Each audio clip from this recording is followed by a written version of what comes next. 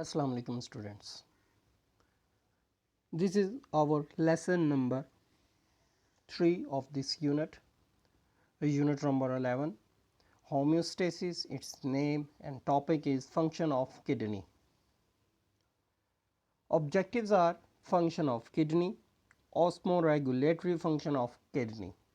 So first of all, function of a kidney, the main function of kidney is urine formation, which takes place in 3 steps: pressure filtration, selective reabsorption, tubular secretion.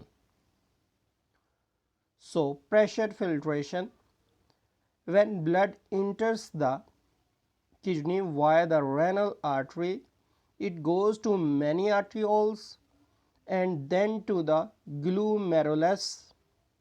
The pressure of a blood is very high, so most of the water, salt, glucose and urea of a blood is forced out of a glomerular capillaries. Capillaries बारीक तरीन नालियाँ होती हैं जो कि blood की होंगी body के अंदर, वो प्रेशर के साथ निकलती हैं बाहर, प्रेशर क्रिएट करता है ग्लूमेरुलर, इसीलिए इसको बोलते हैं ग्लूमेरुलर फिल्ट्रेशन, जैसा कि डायग्राम में दिखाया गया है. This is the material passes into the Bowman's capsule and is now called glomerular filtrate. Selective reabsorption, कुछ पार्ट्स जो होते हैं यूराइन के, उसमें से वाटर कंटेंट को दोबारा से एक्सट्रैक्ट कर लिया जाता है जब बॉडी को शॉर्टेज फील होती है पानी की इन द बॉडी, तो इसे बोलते हैं selective reabsorption. The second step in the selective reabsorption, in this step about 99% of a glomerular filtrate is reabsorption into the blood capillaries surrounding renal tubule. Its salt or the reabsorption by the active transport and then water follows by osmosis. The descending limb of a loop of a Henle allows the reabsorption of a salts. असल में loop of Henle वो place है जहाँ पर हम देखते हैं reabsorption of a salt होता है या सिलेक्टिव रीअब्जॉर्प्शन होती है. ऑस्मोसिस का जो प्रोसेस है वो इसमें स्टडी होगा. एक्टिव ट्रांसपोर्ट, इसमें उस रूल उस प्रिंसिपल के तहत ये प्रोसेस को इनिशिएट किया जाएगा, प्रोसेस को स्टार्ट किया जाएगा. The distal converted again allow the reabsorption of water into the blood. वो दोबारा से ब्लड में रीअब्जॉर्ब हो जाएगी, क्योंकि मैंने पहले ही बता चुका हूँ कि जब वाटर की शॉर्टेज फील होगी बॉडी को तो वो रीअब्जॉर्प्शन का प्रोसेस को इनिशिएट कर देंगे, स्टार्ट कर देंगे. Tabular secretion. The third step is the tabular secretion. Different ions, creatinine, urea, etc. are secreted from blood into the filtrate in the renal tubule. renal tubule में उसको secrete किया जाता है. Guys, इधर important thing ये है कि secretion क्या होता है. किसी भी कंपाउंड के मालिक्यूल की कंसंट्रेशन को इंक्रीज करना, प्योरिटी को इंक्रीज करना सेक्रेशन कहलाएगी. This is done to maintain blood at a normal pH. ये नॉर्मल पीएच पर हो, ब्लड की नॉर्मल पीएच को मेंटेन भी रखती है, इसी वजह से 7.35 टू 7.45 इस रेंज में रखेगी.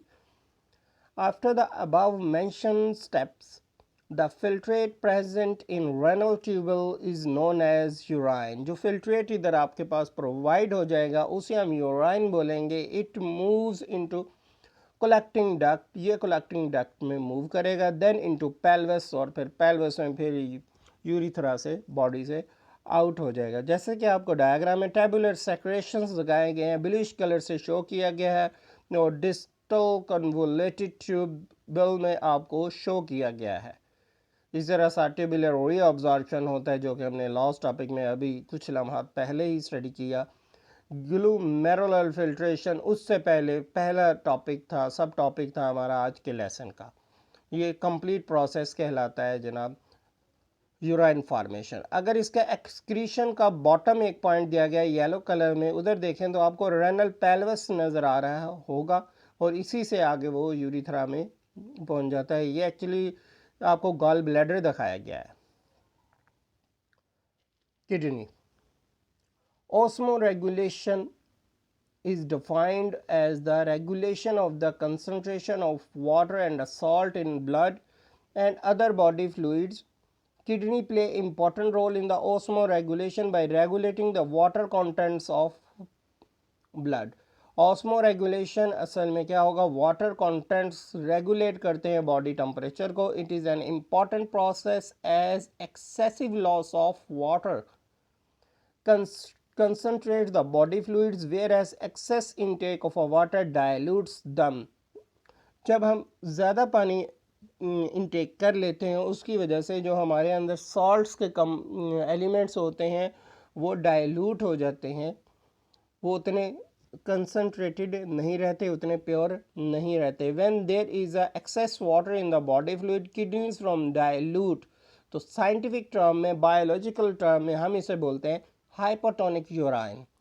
For this purpose, kidneys filter more water from regular glomerular capillaries into Bowman's capsule.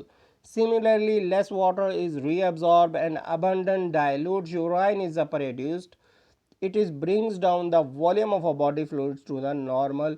ये नॉर्मल बॉडी को ले जाता है क्योंकि एक्सक्रीशन हो जाती है. तो एक्सक्रीटा हमारे पास यूराइन होता है, जब वो बॉडी से एक्सक्रीट हो जाएगा तो तब हमारी बॉडी नॉर्मल सिचुएशन में पहुंच जाएगी.